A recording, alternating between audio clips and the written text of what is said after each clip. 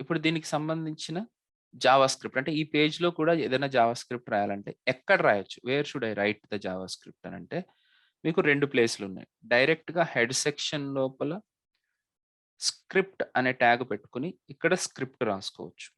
ఇదొక పద్ధతి. లేదు అని అనుకుంటే ఇక్కడ స్క్రిప్ట్ అని ఇంకోటి రాసుకొని ఇక్కడ కూడా మనం స్క్రిప్ట్ రాసుకోవచ్చు. అంటే బాడీలో కూడా ఎక్కడ పడితే అక్కడ పెట్టొచ్చు స్క్రిప్ట్‌ని. కానీ మనకి ఒక చిన్న ప్రాబ్లమ్ ఉంటది.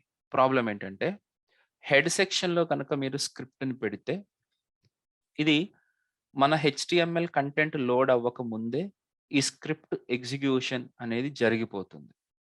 ఎందుకంటే హెచ్‌టీఎంఎల్ పేజ్‌లో ఎగ్జిక్యూషన్స్ అన్నీ వన్ ఆఫ్టర్ ది అదర్ జరుగుతుంటాయి. One line after the other.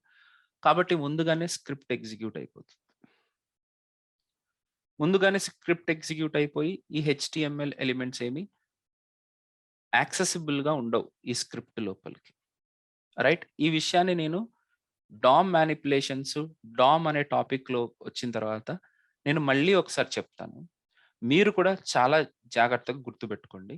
ఈ టాపిక్, ఈ పర్టిక్యులర్ పాయింట్ 100% ఇంటర్వ్యూలో అడుగుతాడు. స్క్రిప్ట్‌ని హెడ్ సెక్షన్‌లో లోడ్ జేయడానికి, బాడీ సెక్షన్‌లో లోడ్ జేయడానికి డిఫరెన్స్ ఏమిటి? అనే క్వెషన్ మిమ్మల్ని 99% అడుగుతారు. ఓకే. రైట్. ఆ ఆన్సర్ కూడా మీరు చాలా జాగ్రత్తగా చెప్పాలి. హెడ్ సెక్షన్‌లో కనుక స్క్రిప్ట్ రాసుకుంటే, ఆ script HTML elements body load అవ్వక ముందే జరిగిపోతది. కాబట్టి జరిగిపోతది. రైట్? ఒక్కొక్కసారి మనకి ఈ స్క్రిప్ట్‌లో ఈ ఎలిమెంట్స్ అవసరమైతే అప్పుడు ఇబ్బందవుతుంది.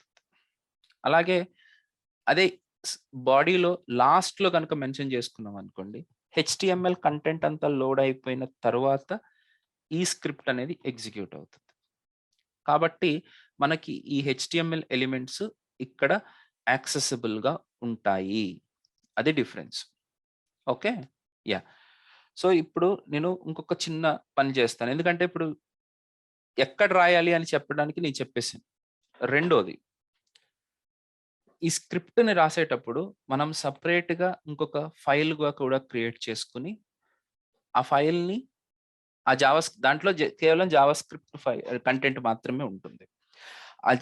ప్రోగ్రామ్ మాత్రమే ఉంటుంది. ఆ జావాస్క్రిప్ట్ ఫైల్‌ని కూడా మనము దీంట్లో ఇంక్లూడ్ చేసుకోవచ్చు. మన స్క్రిప్ట్ ట్యాగ్‌లో. సో, దాన్ని నేను నెక్స్ట్ చూపిస్తాను. ఇప్పుడు కాదు.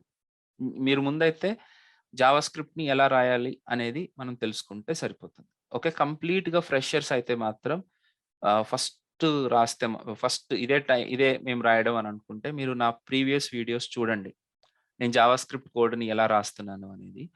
చూసి దాంట్లో బాగా తెలుసుకోండి. అంటే దాంట్లో బేసిక్‌గా హెచ్‌టీఎంఎల్ ఫైల్ ఎలా క్రియేట్ చేస్తారనేది తెలుసుకోండి. ఓకే. మీరు నోట్‌ప్యాడ్‌లో రాసుకోవచ్చు. రకరకాల ఆప్షన్స్ ఉన్నాయి మీకు. ఓకే. ఎలాగైనా మీరు చేసుకోవచ్చు. Okay. Yeah! If you like the video, please share, subscribe and like our channel. మీకు ఆన్లైన్ ఆఫ్లైన్ క్లాసెస్ కావాలన్నా ప్రొఫెషనల్ కోర్స్ కంప్లీట్గా కావాలన్నా you can contact us in the given below numbers. Thank you.